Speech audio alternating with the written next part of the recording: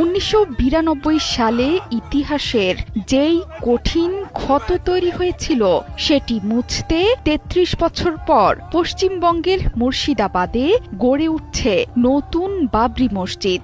হাজার হাজার মানুষ মাথায় করে নিয়ে আসছেন ইট, যে যেভাবে পারছেন করছেন সাহায্য। ভারতের উত্তরপ্রদেশের অযোধ্যায় যেদিন ভেঙে ফেলা হয়েছিল মুসলিমদের পবিত্র বাবরি মসজিদ, সেদিন মুসলিমদের মনোবলও যেন ভেঙে গুঁড়িয়ে দেয়া হয়েছিল। সেই ইতিহাস মনে করে এখনো ডুকরে কেঁদে ওঠেন ধর্মপ্রাণ মুসল্লিরা।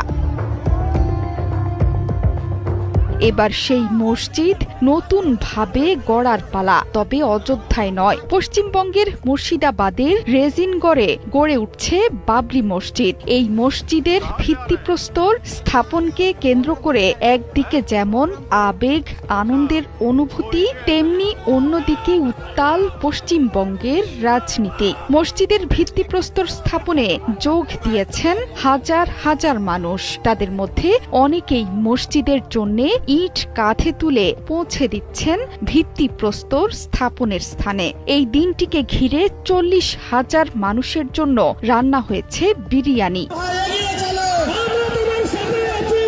মসজিদের ভিত্তিপ্রস্তর স্থাপন করেছেন তৃণমূল কংগ্রেস থেকে বহিষ্কৃত নেতা বিধায়ক হুমায়ুন কবির। বাবরি মসজিদ ধ্বংসের ৩৩ বছর পর শনিবার দুপুরে নতুন মসজিদের ভিত্তিপ্রস্তর স্থাপিত হয়েছে। এতে অংশ নিয়েছেন বিভিন্ন অঞ্চল থেকে আসা শত শত আলেম, ওলামা এবং হাজার হাজার মুসল্লি। সবার উপস্থিতিতে ফিতা কেটে ভিত্তিপ্রস্তর স্থাপন করেছেন হুমায়ুন কবির। তিনি বলেছিলেন, ভিত্তিপ্রস্তর স্থাপনের দিনে মোরাদিঘির কাছে ২৫ বিঘা জমিতে সমবেত হবেন প্রায় ৩ লাখ মানুষ।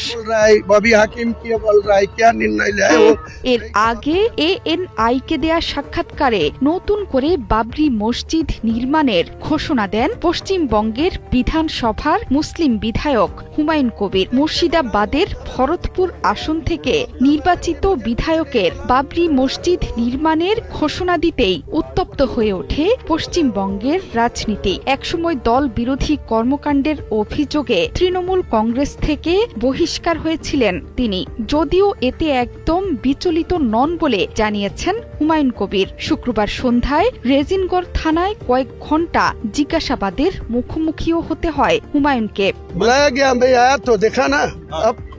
যদিও এই বিধায়ক বলছেন মসজিদ তৈরিতে ৩ বছর সময় লাগবে, অর্থ যোগাবেন ধর্মপ্রাণ মুসলমানরা।